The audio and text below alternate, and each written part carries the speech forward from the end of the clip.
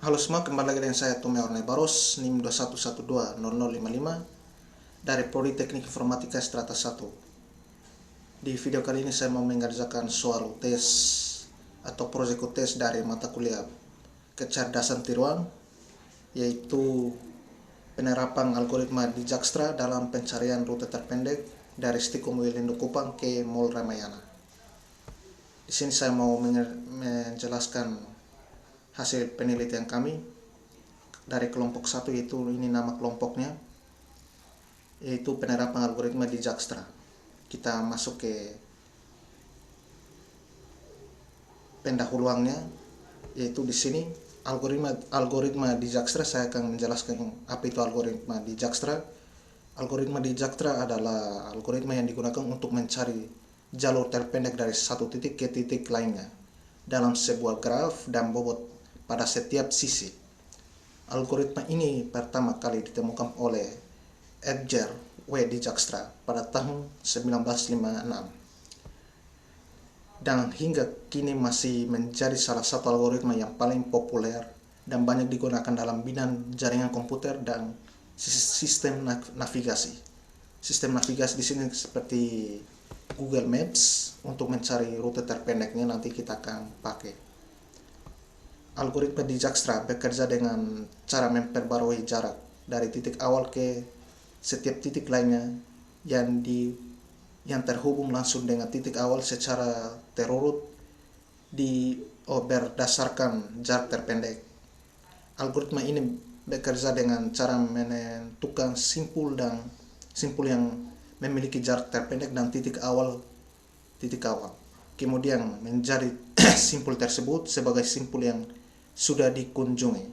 Selanjutnya algoritma akan memeriksa semua simpul yang terhubung langsung dengan simpul yang sudah dikunjungi dan memperbarui nilai jarak dari simpul awal ke simpul tersebut jika nilai jarak baru yang ditemukan lebih kecil daripada nilai jarak sebelumnya. Jadi algoritma Dijkstra ini cara kerjanya akan merekam simpul yang sudah dikunjungi. Artinya kalau kita mau ke Ramayana, ada 3 jalur yang kita akan lalui. Nah, algoritma Dijkstra dia akan merekam dan akan mencocokkan rute terpendek itu yang mana. Dan kalau kita cari Mall Ramayana, maka dia akan tampilkan rute terpendek itu ke layar device kita. Baik, berikutnya langkah algoritma Dijkstra dalam sebagai berikut. 1. Tentukan titik awal dan set nilai jarak dari titik awal ke semua titik lainnya sebagai tak terhingga kecuali titik awal yang diatur sebagai 0. Di sini kita atur dia sebagai 0 karena semuanya berdasarkan indeks, yaitu indeks dimulainya dari 0. Yang kedua, tentukan simpul yang memiliki jarak terpendek dari titik awal dan tandai simpul tersebut sebagai simpul yang sudah dikunjungi. Dan ini yang seperti tadi yang saya sudah jelaskan, dia akan merekam jejak kita. Periksa semua simpul yang terhubung langsung dengan simpul yang sudah dikunjungi. Jika jarak yang diperoleh dari titik awal ke simpul tersebut lebih kecil daripada jarak yang sudah diatur sebelumnya, maka ubah nilai jarak tersebut menjadi jarak yang baru. Ini seperti tadi yang saya sudah jelaskan, dia akan menentukan jarak yang sudah kita lalui, dia akan mencocokkan mana yang lebih dekat, maka dia akan ubah nilai jarak tersebut menjadi jarak yang baru. Ulangi 2 dan 3 sampai semua terhubung telah dikunjungi. Algoritma Dijkstra dapat diimplementasikan dalam beberapa struktur data seperti heap, antrian Pythagoras, atau matriks ketegangan.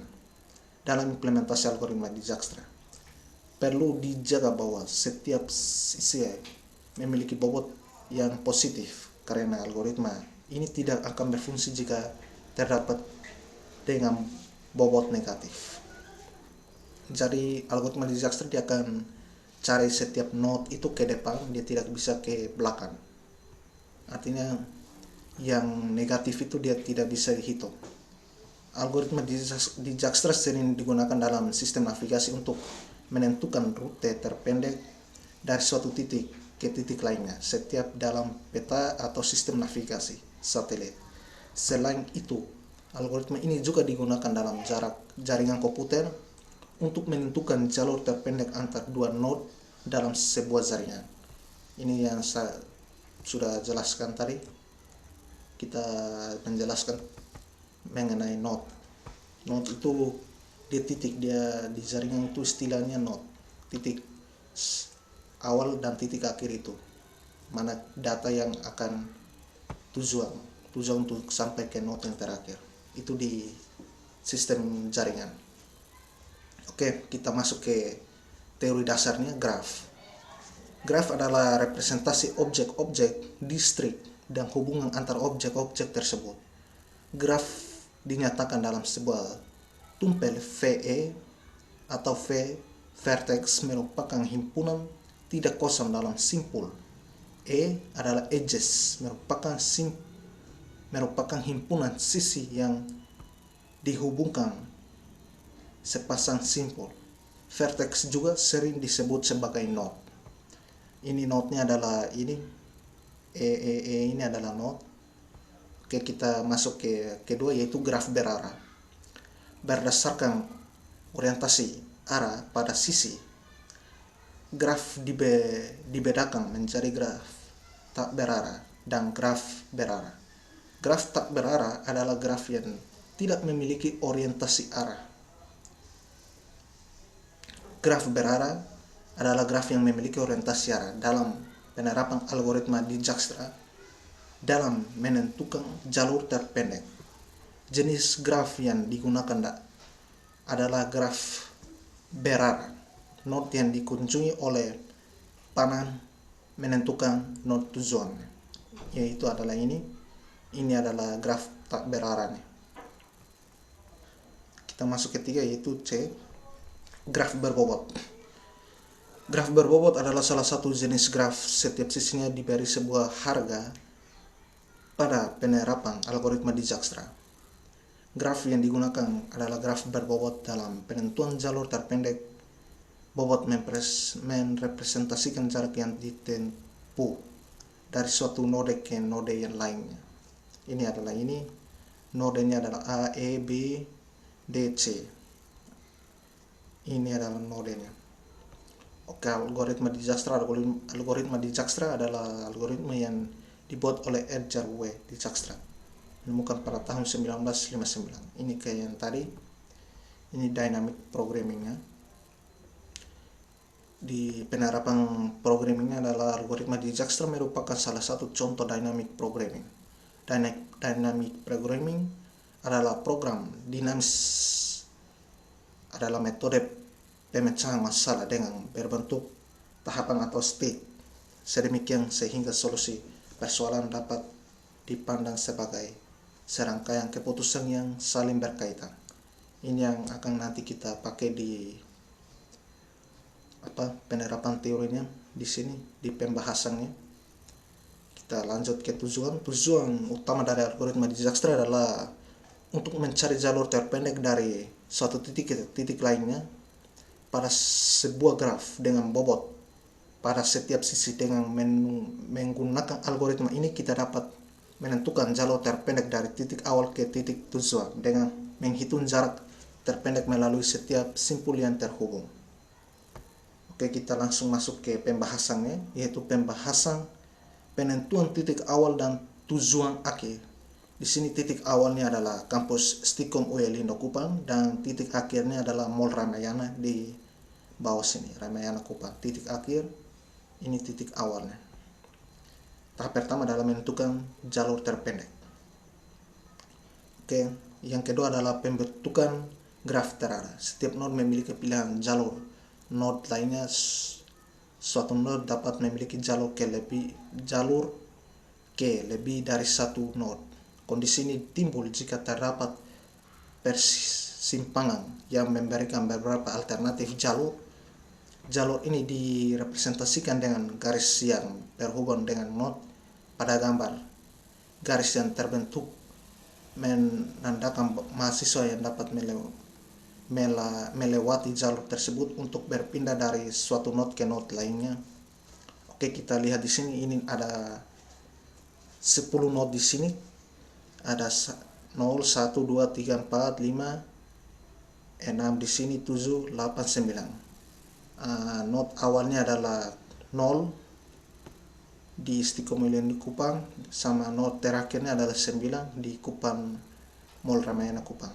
Oke, kita masuk ke agency matrix supaya lebih jelasnya. Di agency matrix ini terdapat beberapa alternatif struktur data yang dapat digunakan untuk melakukan kalkulasi terhadap graf yang sudah dibuat pada bab sebelumnya. Pada pembahasan ini struktur digunakan matriks atau agency matrix. Matriks ini menyimpan relasi setiap node, sebuah array 2 dimensi atau sumbu X dari matriks merepresentasikan node asal, sumbu X merepresentasikan matriks node tujuan yang ditunjuk oleh panah dari node asal. Node asal adalah 0 dan node terakhirnya adalah 9. Oke, di sini kita bisa lihat titik 0 node 0 ke node 1 jaraknya 170 meter, 1 ke 2 550 meter, 2 ke 3 210 meter, 3 ke 8 900 meter, 8 ke 9 270. Ini adalah jalur pertamanya. Ada jalur alternatif juga dari 3 ke 4, 4 ke 7, 7 ke 9. Alternatif ketiga adalah 0 ke 5, 5 ke 6, 6, 7, 7, 9. Oke, ini adalah hasil perhitungan programnya. Implementasi algoritma menggunakan bahasa pemrograman Python 3. Kami menghitungnya pakai bahasa pemrograman Python 3. Kode tidak disertakan pada makalah ini. Hasil perhitungan jarak dari node awal ke setiap node diperlihat pada tabel di bawah ini. Ini kode programnya kami tidak tambahkan di sini, kami langsung ke hasilnya saja. Ada titik awalnya atau graf awalnya, yaitu 2100 meter kurang lebih. Alternatifnya adalah 2114 meter. Alternatif ketiganya adalah 2350 meter, sama alternatif keempatnya adalah 2140, yaitu nodenya yang ini, nodenya 012389, yaitu 012389. Ini yang awalnya. Yang kedua adalah 0123 479, 0123 479, dia ke 9. Sama ketiga adalah 05 479, 05 479, sama yang terakhir adalah 0679, 0 ke 6 79. Dan hasil perhitungan dari pemrograman Python 3, yaitu jarak yang terpendek adalah yang pertama, yaitu 2100 mas. Yang lainnya 2114, 2350, sama 2140. Jadi di agensi matriks ini jalur yang akan dipilih dari node awal dari Istiqomah Kupang ke node terakhir di Mall Ramayana, yaitu dari node 0 ke 1, 1 ke 2, 2 ke 3, 3 ke 8, 8 ke 9. Ini Istiqomah turun ke sini, kita naik di Muhammadiyah, turun ke bawah, kita lewat jalur Bajawa, kita tembus di ini node 8-nya di Bank NTT. Habis itu kita ambil kiri, kita langsung masuk ke Ramayana. Jadi jalur terpendeknya adalah ini 2100. Dari tabel 2100, jadi hasil terakhirnya akan dipilih yang 2100. Dari tabel terlihat bahwa algoritma Dijkstra menemukan seluruh rute terpendek dari node awal dari setiap node dapat dilalui dan jarak terpendek dari setiap node. Dari hasil tersebut, rute terpendek dari Stikom ke Ramayana melalui jalur Muhammadiyah node 9 adalah melalui rutenya adalah 012389 dengan jarak kurang lebih 2100 meter. Tampilan rute pada peta adalah sebagai berikut. Ini yang akan muncul di Google Maps-nya dalam penerapan algoritma di Jackstrap, yaitu jalurnya dia akan lari seperti ini: turun kiri, dia kiri lagi ketiga, dia ambil kanan turun ke Bank NTT, dia ambil kiri ke Mall Ramayana. Jadi dia jaraknya adalah 2100 meter.